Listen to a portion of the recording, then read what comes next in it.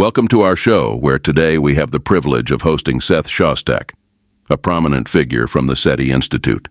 The SETI Institute, a distinguished nonprofit research organization nestled in the heart of Silicon Valley, near the NASA Ames Research Center, is at the forefront of one of humanity's most profound quests. Their mission? To lead the exploration into the origins and prevalence of life and intelligence in the universe, and to share the insights gained from this quest with the world. Join us as we delve into the fascinating work and discoveries of the SETI Institute with Seth Shostak, exploring the vast, mysterious cosmos and our place within it. What's up, ladies and gentlemen? It's the one and only James Williams, aka Dark Waters, the proprietor of IamDarkWaters.com, the Dark Waters channel, where you get the best true scary stories from people just like you. And tonight I have a phenomenal interview. I'm excited about this conversation with Seth Shostak. We're going to talk about aliens, and we're going to talk about extra-dimensional beings, interdimensional beings. We'll talk about everything that we can touch upon within an hour. But I'm going to tell you even more why I'm excited, because, you know, in this realm that's going on right now, everybody's talking about aliens, the Miami alien incident, the Peru alien incident, but nobody's actually talking to people who do it for a living. Nobody's talking to people who research it for a living and getting their opinions.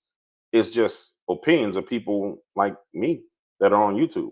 And I mean, I think there has to be a balance. You got to talk to somebody who actually knows what the hell they're talking about before you start spouting things out about aliens. And so I'm interested in finding out what the real deal is. And that's what we do. We get to the real. Without any further ado, I'm going to bring Seth in. Seth, how are you today, my friend? Well, so far so good, but the day's not over, James. Things could still go wrong. They could, but they won't. They won't go wrong. They could still go wrong, but we're going to say that they're going to go fantastic. First of all, let's start here. I want to say thank you for joining me. And like I said in the pre-interview, we're just going to sit back, kick and relax, and crack some jokes and talk. I like to ask this question to start off. Everybody who's interested in something that most people outside the norm would consider to be weird or kooky, there's an impetus. There's a starting point for it. When did you find your fascination with the stars and what was going on outside of our planet? When did you first find yourself being fascinated with that? Oh, James, I don't even remember how far back that was, but it was very far back. I was a kid, and I had relatives in New York City. I would go visit them, and during the day, I would just take 20 cents, which was all it cost for a round trip ticket on the subway, and I'd go to Manhattan to the Hayden Planetarium there, and watch the shows and wander around and stuff like that. So I was interested in the subject of astronomy for a very long time. But the astronomy interest, I think, was largely motivated by the possibility that aliens could be out there. I saw a lot of cheap movies. I think that's how a lot of people get into it. It's either the books or the movies when they're younger. And it's just most people, they get diverted as they get older. They'll be like, I'm going to go be an engineer. I'm going to be a doctor. I'm going to be a lawyer. Nobody really follows that passion into adulthood. But the people who do end up being in extraordinary places. Let me ask you this question. So we're at a young age. We get to the point where we have an interest in astrology. We got an interest in the stars. When did it kind of dawn on you that, okay, there actually may be something out there that we're not aware of? Like there may be real aliens or extraterrestrials. When did you get to that point? Well, I can't say I know precisely when that happened. But It's remember, not a trick question. It's not a trick question. Don't freak out on me. I'm not trying to trap you. Go ahead. I didn't expect it was a trick question, but nothing could make me happier, James, than to know that the aliens are hanging out on a planet around, I don't know, that star up there, right? Because that would be sort of job security for what I do now, because we could we could send them messages and maybe get something back from them. Who knows? But I do recall, even when I was 10 years old, so it goes back at least that far, in the Hayden Planetarium, the guy in charge giving the presentation was passing out tickets to be on the first rocket to the moon. And because we hadn't been to the moon at that point, this is a long time ago. And I treasured that ticket. I kept it, in a drawer in a secret place, upstairs in the bedroom there, because I thought it was for real. And when I later learned, probably at the age of 35 or something, but when I later learned that, it's just a public relations stunt, I was both mad and disappointed. But What about my your interest parents? goes back a long. What about? Sorry. I was gonna say, what about your parents? Were your parents into astrology at all, or anything like that? How did that play into it? No, no. My mom didn't work after she got married, so I guess you would say she was a housewife.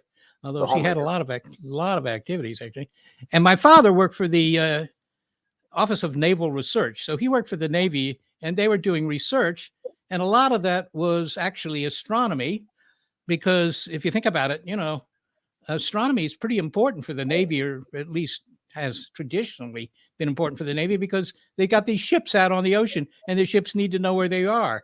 And yes, today there are lots of ways to do that. But, 100 years ago, knowing where you were on the ocean required knowing some astronomy. Yeah, that makes all the sense in the world. Anything weird coming from your dad's end that brought any conversations overheard, anything like that that could have piqued your interest when you were a kid, or was it just straightforward?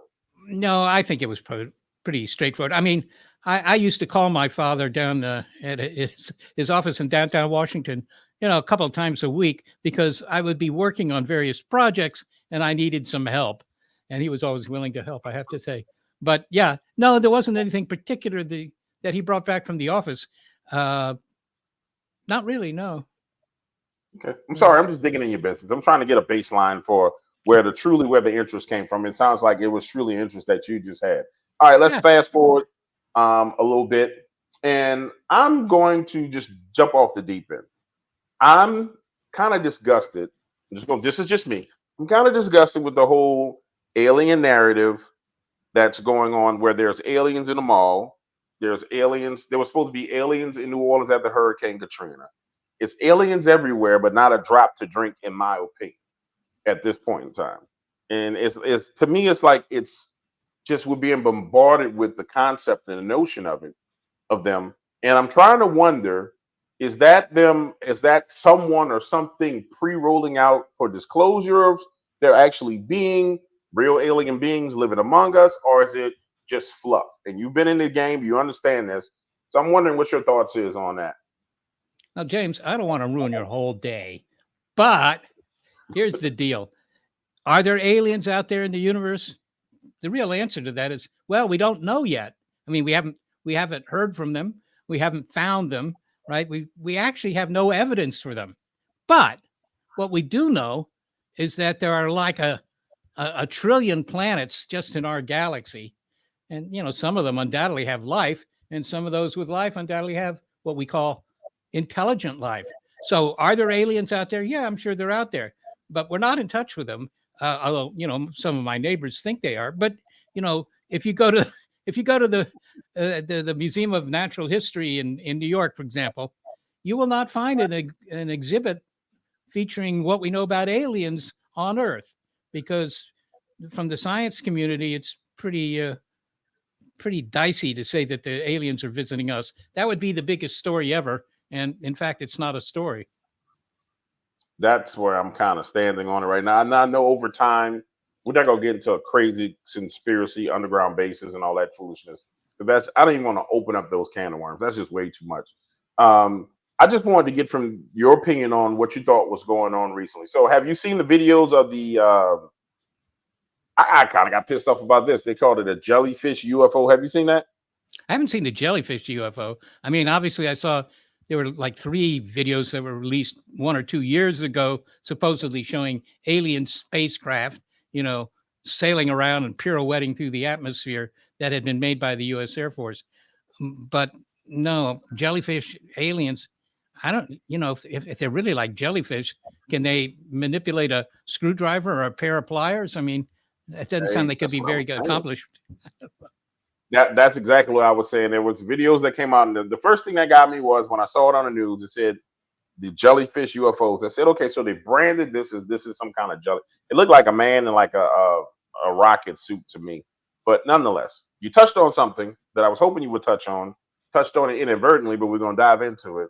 We were talking about the recent disclosure that was all over the news. I'm pretty sure that's what you're talking about, where they showed the Tic Tac UFOs and the pyramid UFOs and the flights and people trying to chase them down. And those were actually technology that our military has, then, right? That's what I was thinking the whole time. It had to Yeah. be something from our government. Well, yeah, maybe. Actually, a lot of those videos, including the TikTok video and the others that you referenced there, can be explained in terms of very prosaic phenomena, in particular, just commercial aircraft, right? The cameras that made those videos, as I say, they're gun sight cameras on, fighter jets. Okay. Hmm. And if you just work out, well, suppose one of these fighter jets was more or less following a commercial aircraft, say United Airlines on its way to Milwaukee or who knows what. And you can just do the geometry, and it turns out, well, they could see that fighter jet from essentially 100 miles distance, right? Because they're up at altitude, and so their horizon is farther away. And you figure out, okay, what are these cameras going to see if they were following, United Airlines flight to Milwaukee, whatever, right? Well, these are infrared cameras, so they're sensitive to heat. And if you're following that other craft, right, it's either a 2-engine or 4-engine commercial jet, right, a Boeing of some sort, and its tail jets might be by chance aimed in your direction, and those jets, of course, are hot on the back, and so you'll just see two big blurry dots, and that's what the videos show. So we don't have proof. It isn't that anybody sent us an email saying, "Yeah, well, it was just me and my jet," but it can be explained as what you would see of commercial aircraft. And I'm of the opinion that if it can be explained that way, you ought to consider it seriously. Now I'll tell you, those TikTok videos you probably could explain this way. I don't know what those giant flying triangles though were. I mean, these were giant triangles that were flying around. What's your thoughts on that? Well, I haven't seen too many flying triangles. There was one that was being touted by, I guess it was George Norrie on his radio show, and Hmm. he had posted some videos showing triangles, and indeed they look like triangles. I don't know why the aliens would build spacecraft that look like triangles, but who's to say? On the other hand, again, you could explain those triangles as being due to various things we've put up into orbit. So it wasn't that they were labeled product of alien manufacturing or anything like that. It was just something you didn't understand, and that doesn't mean that it's alien. I mean, there is this tendency every time somebody sees something in the sky they don't understand, the first thing they reach for is it's alien spacecraft. Well, it might be, but I think you need some pretty good evidence. No, I would have to agree. I mean, I think it's human nature that when we see something we don't understand, we have to find a way to contextualize it and put it in context. And you see a floating triangle in the sky, like that's a UFO. It could be a special Air Force spaceship for all we know, but in the human mind, that's a UFO. And that's what we've been trained to think of it as. And that's what makes it a little bit difficult. That's why I steer clear of aliens and all those things in conversations because to me it seems like you have to have or truly have a deep dive not only on the history of propulsion to truly understand what's possible and what's not possible, and then the history of all these secret programs of and developmental programs that you just don't have access to those things. You don't have access to. I don't. Maybe you do because you deal with it. Do you have any secret documents you want to share with us right now? Anything like that, or no? I'll just Oh, you don't have nothing on the desk. yeah, I got to paw through the desk drawer here. No, I don't have any secret documents. No, I don't. It's too bad. It might be more interesting, but no, I don't have anything that's secret. But this has indeed been a phenomenon, and to be really honest about it, there is real evidence to suggest that at least in the early days of UFO sightings, that sort of thing, the government kind of encouraged people to interpret these as alien spacecraft because that drew attention away from the possibility that they might be, high performance aircraft that they didn't want the Russians to know about. I don't know if Right. that was true, but that was certainly a suggested idea. It would make sense that it's the perfect diversion for anything. I mean, from anything that's going on, if you want to divert attention, UFOs is the universal diversion. That's one thing that everybody across the globe will be fascinated with just what's in the sky. So to me, it Yep. seems like it's the best diversionary tactic. I just always try and figure out when something's rolled out in the news where there's conversations about aliens, I stop looking at that and I try and figure out what else is going on that I'm missing, because it seems like that's what it's used for. All right. With that being said, you're with the SETI Institute. Talk to me a little bit about the institute. And it's a nonprofit. When was it founded, and what was it founded to do? Just bring me Yeah. up to speed on that. Well, the SETI Institute, SETI, it's almost my name, one letter different, but that's coincidence. SETI stands for the Search for Extraterrestrial Intelligence. Okay. And that's an acronym that's been around for a fairly long time. Anyhow, so what the scientists here, and there are roughly 100 of them, I think, are primarily interested in is life in space. Now, that doesn't mean aliens necessarily. Life in space could be bacteria on Mars. In fact, it could be bacteria on Mars that aren't even there anymore. The bacteria were there, 4 billion years ago, but Mars kind of dried up and they all died or something like that. But it's a general question of life in space. And of course, that includes intelligent beings too. But there aren't too many experiments to look for intelligent beings in the universe here, other than our one SETI experiment where we use big antennas and try and do what Jodie Foster did in the movie Contact and eavesdrop on radio signals that some civilization out there might be sending. But most of what's done here is looking for life much nearby. For example, there are all sorts of there's all sorts of, if you will, technical hardware sitting on the red planet on the surface of Mars that NASA has put up there, and some other countries as well. And they send back data, they send back photographs, of course, but they also send back chemical analyses of the soil and stuff like that. So people are looking at that for life in space, Martians, but they're not looking for the kind of Martians that you might see in the movies that would hold up their side of the conversation. These might be microbial Martians, right? Is there any evidence of any sort of biology on the surface of Mars? Haven't found any convincing so far, but that would be interesting. But that's what it's really about. It's not so much about finding Martians who want to invade, New York City and flatten it. Right. Well, that's awesome. I find it absolutely phenomenal that culturally, humanity has been moved into a position where basically we've accepted the fact that there's got to be something else out there in the universe, in juxtaposition to the fact that there seems to be not enough evidence of there anything being out there in the universe. Like, do you think there's any form of cover up of evidence since you've been involved in this field?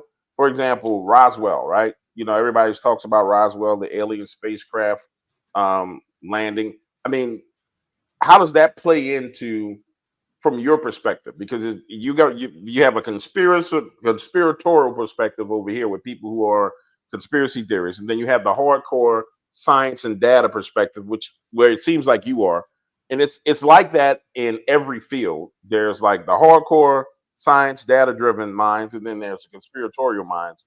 How does your mind, how do you treat that in your thoughts when you hear about things like that? Well, it would be great if aliens had come all the way to Earth, presumably coming light years of distance. That's a long ride. And they come to Earth to visit New Mexico. Unclear why they wanted to go to New Mexico, but and then in the last 50 feet they make a navigation error and crash into the dust. That's a sort of an interesting story. How could the aliens be that dumb? But whatever. But there's no evidence for it, right? If you go to the Smithsonian and look for the exhibit showing, I don't know, debris recovered from a crashed spacecraft in New Mexico, you won't find it because it isn't there. If there was something, you'd have thousands of scientists working on that, but they're not. They're not, because this is a nice story, but it doesn't seem to have any basis in fact. There are things that crash into the New Mexico desert, but they're things that were made by humans, not by aliens. So again, I'd love for some of that to be true, but nobody ever supplies the evidence for it. And if you complain to people who write on their websites, or they write articles, or they go on the radio or the television shows and say, that's right, the aliens came to Earth, unfortunately they crashed, right? And then you say, well, okay, do you have any evidence for that? Oh, there's plenty of evidence. Well, can you show us some of that evidence? And that's where they say, well, I can't because it's all classified, which is a very convenient response, but doesn't make you any smarter. Right, right, right, right. Therein lies, that's the impasse that has to be crossed. Um, it really boils down to evidence, and in my opinion, this is just my opinion. If there ever was a real alien crash, and any government got to it, there would be no evidence for anyone to get, because I know if I'm the head of any government and there's actual technology that I'm not aware of, that I've never seen before, that transported people light years away, I'm not letting the public know about that. I got to dissect this technology and figure out how to use it for myself.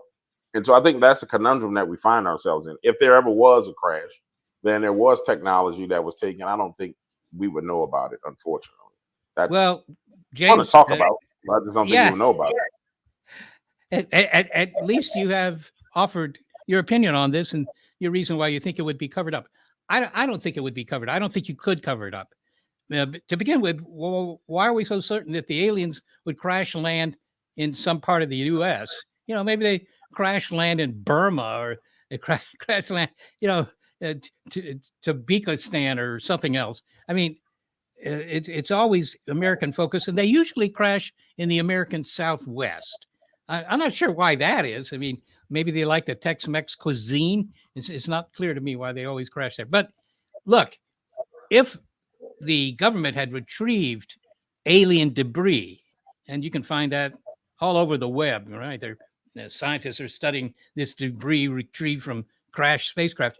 I mean, that would be in the literature, the science literature, because there would be lots and lots of people studying that. In fact, you would want lots of scientists to study that, because that might bring you closer to the truth about what this stuff is. But, I don't know any scientists who are working on that.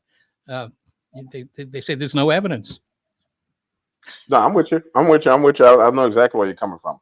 All right. So, according to the SETI Institute, I understand what you guys are looking for. So, we're talking about extraterrestrial being any form of life that's off of this planet, from a microbe to anything. It doesn't have to be a walking, talking, bobble-headed, black-eyed ET. It can be anything that's alive, which would be extraterrestrial life. What are your thoughts on interdimensional life as opposed to extraterrestrial? Interdimensional meaning there are things that are there that are outside of our dimensions that we can't see, that people would, if you were able to see it, we consider it to be an alien because you couldn't see it on a normal basis. I know that probably doesn't fit into your purview of what you guys research because it's way off base, but I'm just asking a question, just throwing it out there. What Yeah. are your thoughts on that? Well, people do say, well, the problem is that, you're complaining you don't have any good evidence for this. And then they'll say it's because the evidence is all, interdimensional, right? Now, I'll be honest with you, James. I don't even know what that means. What does it mean to be interdimensional? But if it means I can't see it with my eyes, and I can't photograph it with a camera, and I can't measure it with a spectrometer, I can't do anything about it except talk about it, then, from the standpoint of science, it's somewhat irrelevant, right? Because in science, if you have an idea that, look, something is, sitting over there that came from the sky, it's not anything we know about, some alien spacecraft, but it's in the fourth, fifth, and sixth dimensions. I don't know what to do with that. If my instruments can't measure it, if I can't see it in any way, then, it's like fairies and It's fairy dust. ghosts and things. Yeah, yeah. It's something that exists, but there's no way to prove that. And so, coming at that as a scientist, say, look, if you have this idea, but there's no way to prove it, then I don't know why your idea is any better than the ideas that, my cousin Ernie had last week about anything else, right? In science, again, you have to be able to think of the experiment that would help you prove what you're saying is true. And, it would obviously prove that the aliens are here. You could just say, look, the spacecraft is right over there, in the bottom of that crater there, and take a Shine a look light at on it. it and we can see it. Right. No, I'm with you. Yeah. I'm 100% with you. I'm 100% with you. I want to swing in a different direction. And let me ask you this. Now I'm going to go into conspiracy direction. So there's thoughts of, and this is not going to hit on science. So don't even try and put it in the science box. But it's just there's thoughts about Mars, right? So we know there's been experiments on Mars. They sent all kind of tech to Mars to measure it. There's been these thoughts that are these concepts that people put out that countries from this globe, from this planet, have been a long time ago that they've planted civilization on Mars, or human civilization on Mars. That there are people currently living on Mars now as we speak. I'm not asking you to agree with this. I'm just asking, is it even possible for that to be a reality? Because in the conspiratorial realm, just like, oh no, they got people on Mars right now. You know, they've been on Mars for the past 40 years. Yeah. I never had anybody to ask this question to that would, from a scientific standpoint, just be like, nah, James, you can't be, because this and this and this and this. That shit's stupid. You know what I'm saying? So I'm just going to put it out there so I can get your opinion on it. Well, here's my opinion on it, James. You know, to begin with, allow me to point out that Mars is actually a very tough place to live for anything that has biology like we do. I mean, Mars is, the average temperature on Mars is minus 50 degrees. Minus Yep. 50 degrees. That's going to be kind of chilling, I would say. You got that, and it's hard to find liquid water on Mars. You have to melt ice to get liquid water. If you saw the movie The Martian, that's exactly what he had to do. And it's tough for various reasons to grow your veggies on Mars and so on. I mean, it's always pictured in the movies or in articles in the newspapers or the magazines. It always kind of looks like the Arizona desert, right? Without the cacti. That's kind of the way it's portrayed. But what you don't see in that vision of Mars is the fact that it's minus 50 degrees. It's really not so pleasant to be on Mars. If you're going to go to Mars, you're going to have to wear a spacesuit. You're probably going to stay indoors essentially the entire time, this, that, and the other. Okay, fair enough. But people who say there are Martians there, first off, you got to admire the Martians for living on a planet that's so inhospitable. But of course, presumably they're adapted to what's on Mars. But again, if we had any evidence that there were some sort of beings on Mars, or for that matter, anything that walked around, and for that matter, even a plant, because when we first sent spacecraft to Mars, everybody expected, including Carl Sagan, everybody expected that at least they would find plants. Well, they didn't even find plants, right? Mars looks dead. It's dead, Jim. And so that was a bit of a disappointment for all concerned. But, Mars is pretty inhospitable. I mean, you think there are places on Earth that are inhospitable, like Antarctica or the Gobi Desert or whatever. Yeah, they're inhospitable, but they're a lot better than Mars. All right, that's what I was thinking. I want to ask you this. So let's talk about planets that probably actually could sustain life. I know there's let's not go there. This is another question. Let me rewind. All right.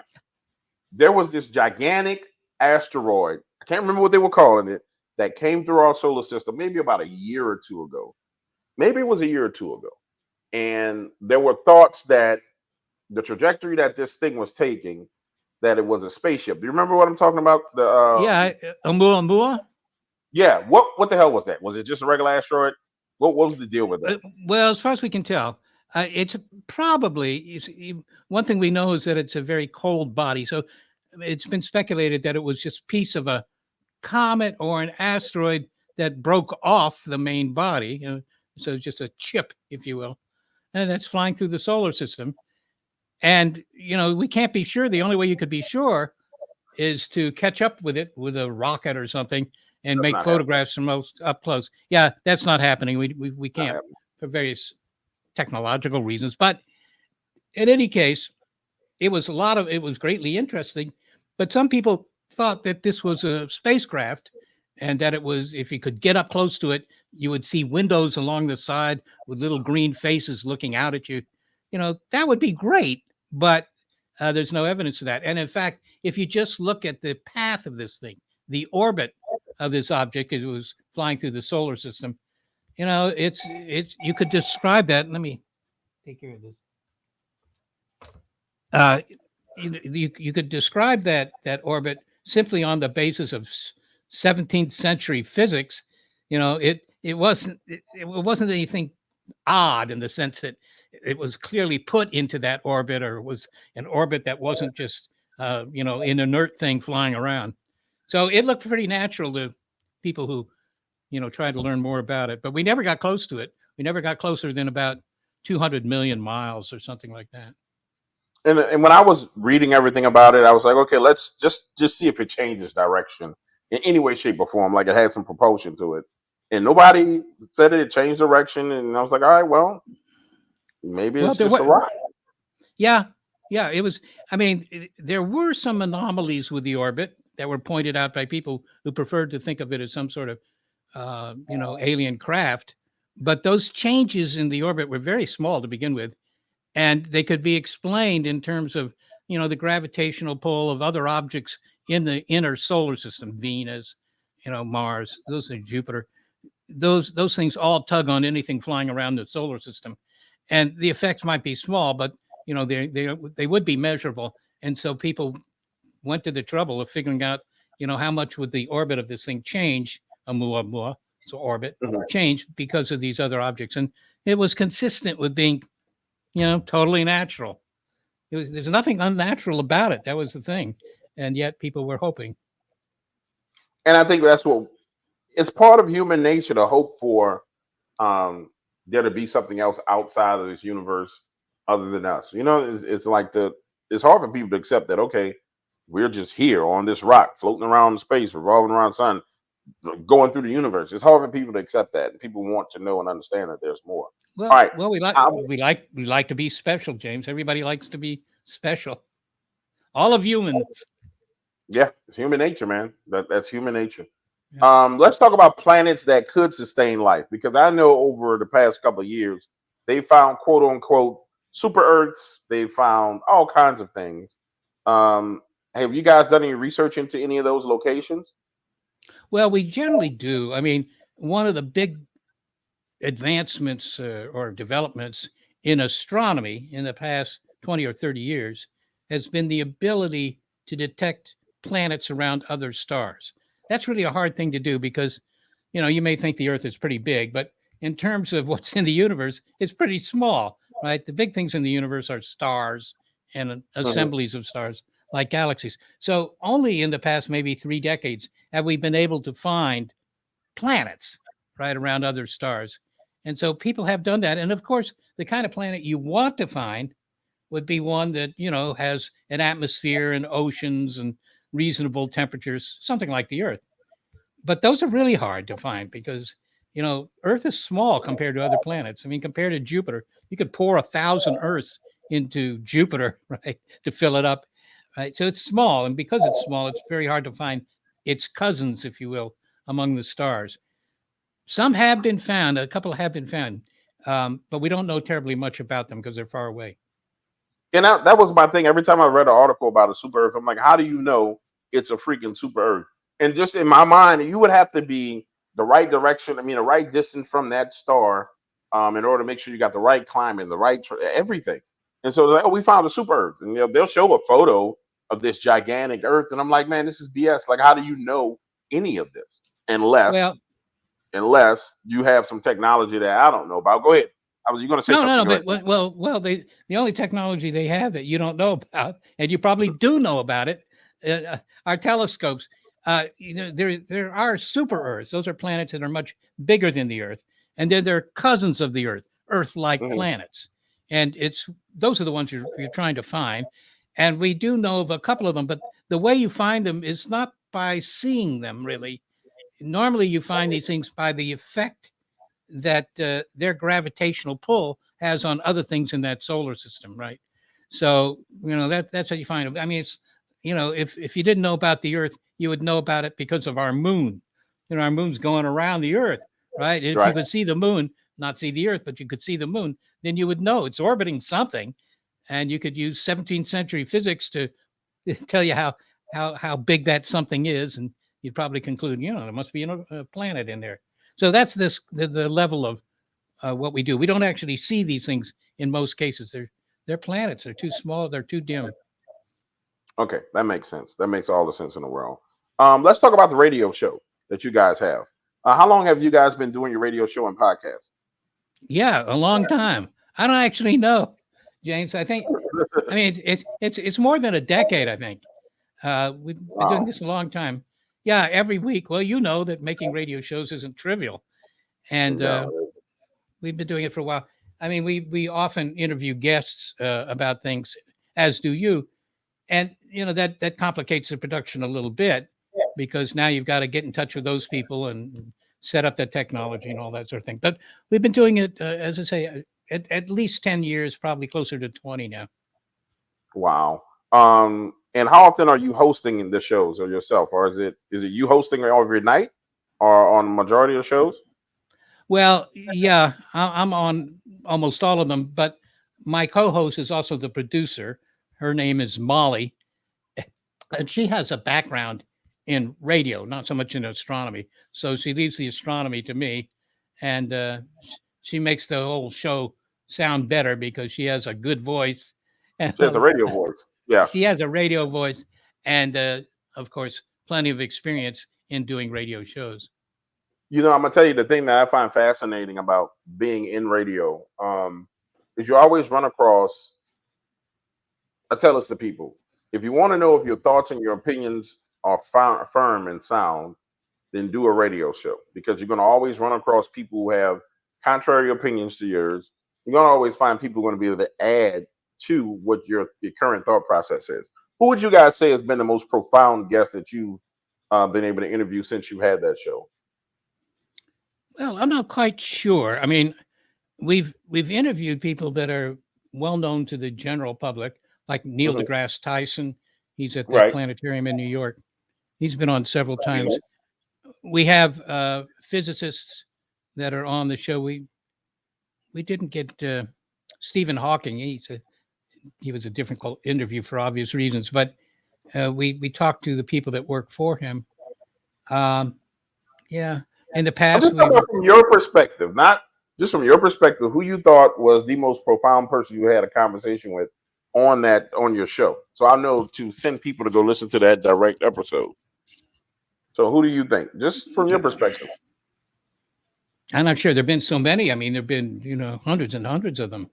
Um, I think Neil deGrasse Tyson was one of the more interesting ones, and he also has a lot of experience talking to the public, which makes a big difference. You can tell you can get a guest who might be very well known in the science community and has all the you know the criteria. He's got all the sheepskins on the wall that make him, look like a good guest. But if he isn't used to talking to the public, he might not be a very good guest because nobody will understand what he or she is saying.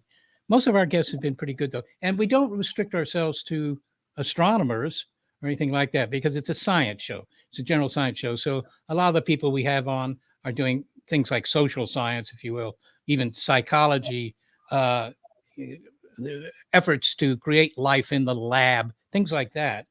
So a broad range of science endeavors.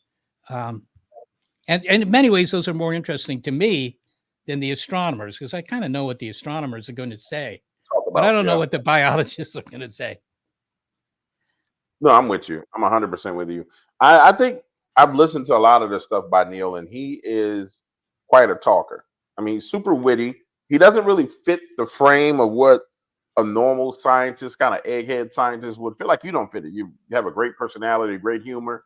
It's like, he just doesn't fit the mold for what you think your typical scientist would be. He's just outside of that mold. So he makes for a great interview, great conversation. The kind of guy you can have a glass of bourbon with and hold a conversation, even though he's probably 10 million times smarter than you, still going to be able to hold a conversation with him Well, and enjoy the conversation. So that's the kind of guys you got. Both of you guys strike me as that type of person, which is awesome. Because that's a difficult thing to balance. How has it been? This is me digging a little bit. How is it socially for you? Just in general, because of what you do for a living. How does it play out with friendships? Is all your friends or people that are in that field? Do you find yourself gelling with people outside of the field that you work in pretty easily?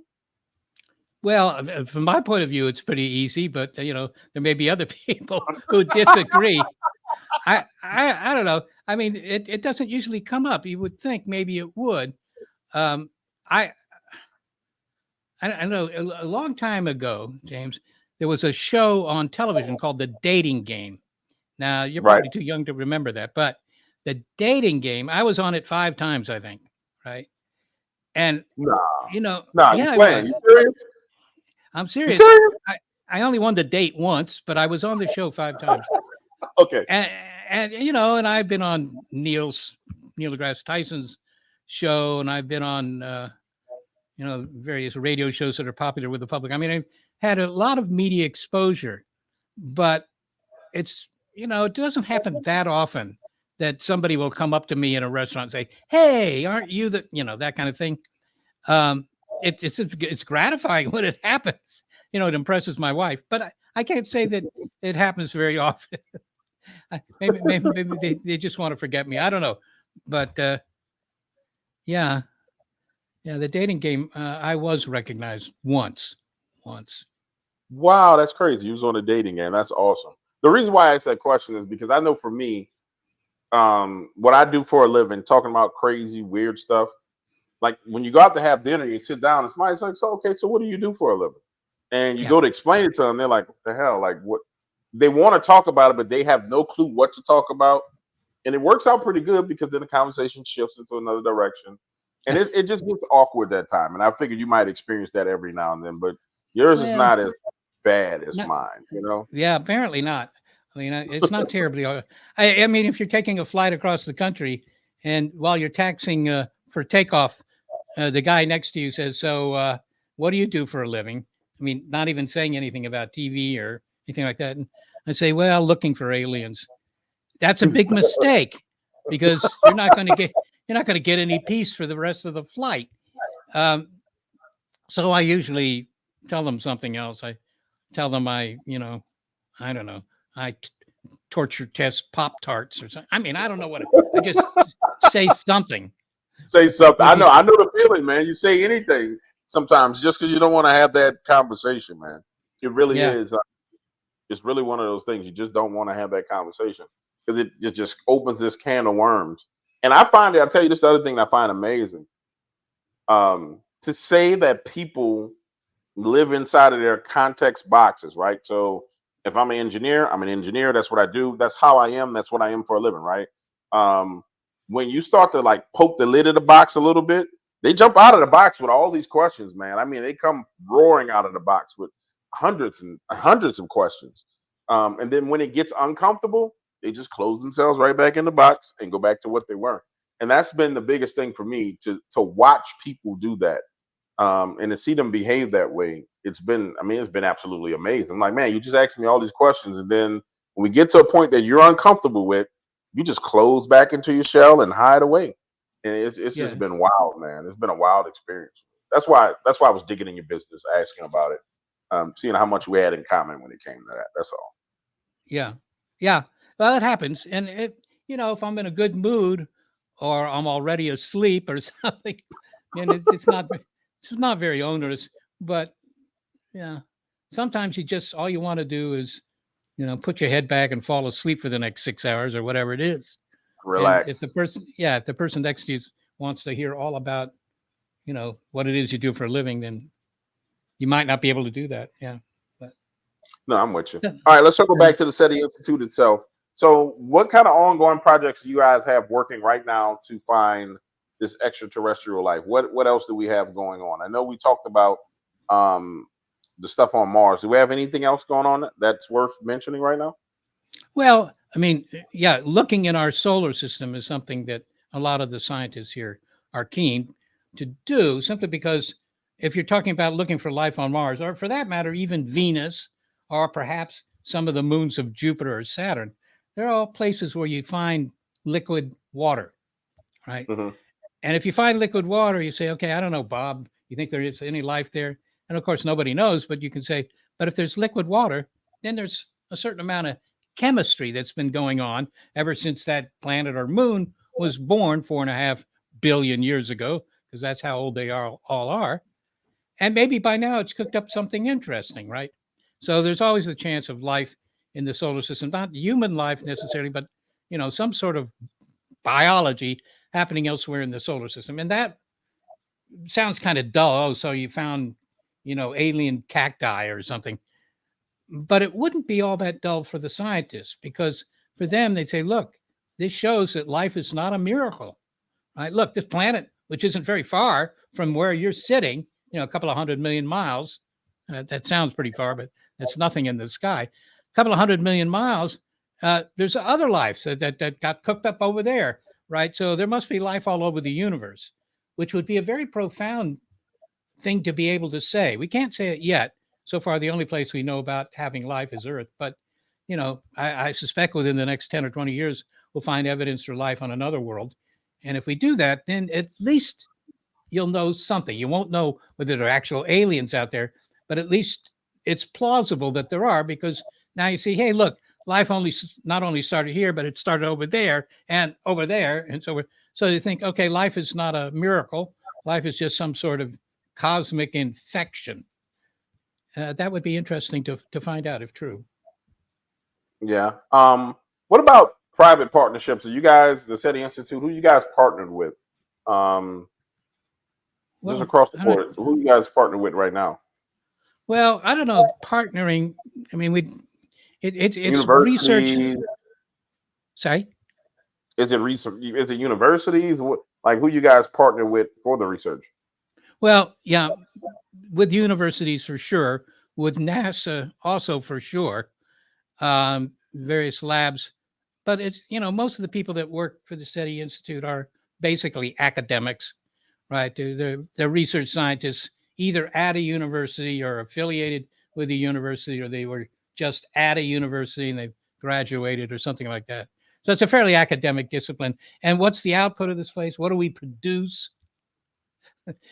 One thing that would be great to produce are photos of aliens, but we don't produce that because we don't have any. But what we produce indeed are academic papers in refereed journals, the same kind of thing that a physicist would produce if they worked at some national lab or something. So it's just research results. That's what we find. Research results.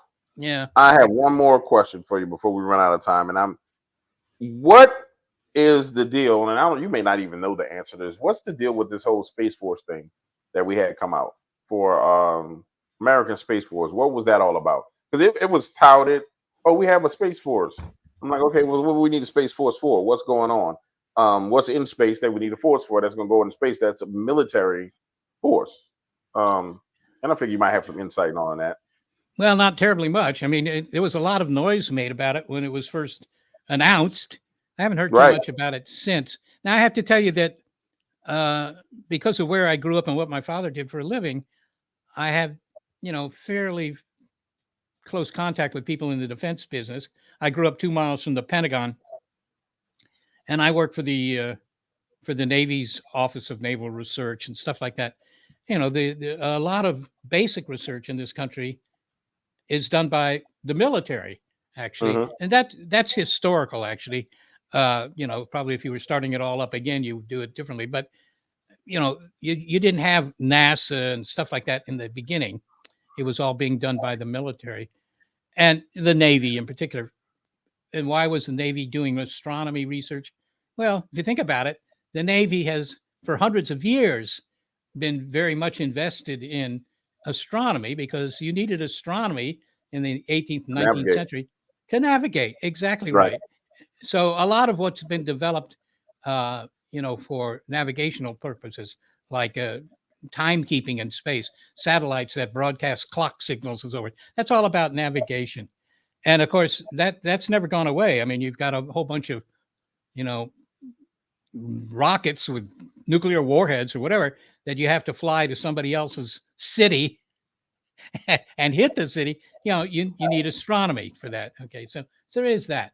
But of course, that's not astronomy research. Astronomy research, when you study things like quasars or pulsars or planets around other stars and stuff like that, that's done by the military simply as an historic thing, because they were the only ones that could do it for a long time. So there is this kind of close relationship between the military and basic research in astronomy. Everybody says that that's an awkward thing, we shouldn't have it, and that may be true. But because of history, that's still the way it is true to some extent. Yeah, not only that, it's a way that anything that was discovered would be hidden as well because it's under a command structure. So they did discover something. I mean, it's a great way to hide it. Not saying they are, but if they were, then that would be the Yeah. perfect command structure to keep things hushed and quiet. So that's my only problem with it. I think that if we're going to get truth out to people, which I mean, when you even say that, sometimes after being in this field for so long, getting truth out to people sounds kind of silly to me, but nonetheless, because people don't know. You could sit here and tell people, you can sit here right now and go in that drawer behind you and pull out a picture of an alien and show it to everybody. It could be a real alien at the SETI Institute, got a photo of, and everybody's gonna say it's fake anyway. So it's just one of those Yeah. things. Nonetheless, Yeah. It- That kind of a result would be job security for me, James. I mean, if we photos of aliens, if we had them freeze dried and stacked up, in New Mexico or something. I mean, people think that the government would keep that all secret. And that always astounds me when they say that, because I always ask them, I say, well, why would they keep it secret? I mean, what could be more interesting to know that aliens came all the way to New Mexico for that Tex-Mex cuisine and then crashed? I mean, that would be really, really darn interesting. Why would the government keep it secret? And the only answer I ever get to that question is, well, the public couldn't handle the news. Now, I'm asking you, James, if you picked up the paper tomorrow morning, if they still have papers where you are, if you picked up a paper and the headline was, scientists find evidence of aliens visiting Earth, would you, start rioting in the streets? I mean, would you go nuts? Would the public go nuts? No. You'd say, man, that's interesting. And you try and learn more. You'd read other stories and so forth and so on. So this whole idea that the government is going to keep anything like that secret is just a way of covering up the fact that there's no really good evidence to that. no evidence. Well, I know if I woke up and saw it in the news, I would look at it and be like, okay, whatever, and keep on going about my daily life, honestly, because I believe there's got to be something somewhere out there. Yeah. It just makes perfect sense that it would be. Yep. Now, to the average individual, I don't see anybody rioting and going crazy at all, because I understand that the memory of the average human being right now is as short as this pen right here. So they'll be interested in it for 24 hours, and then they'll be thinking about the next football game or the Super Bowl or whatever else is going on. So Yep.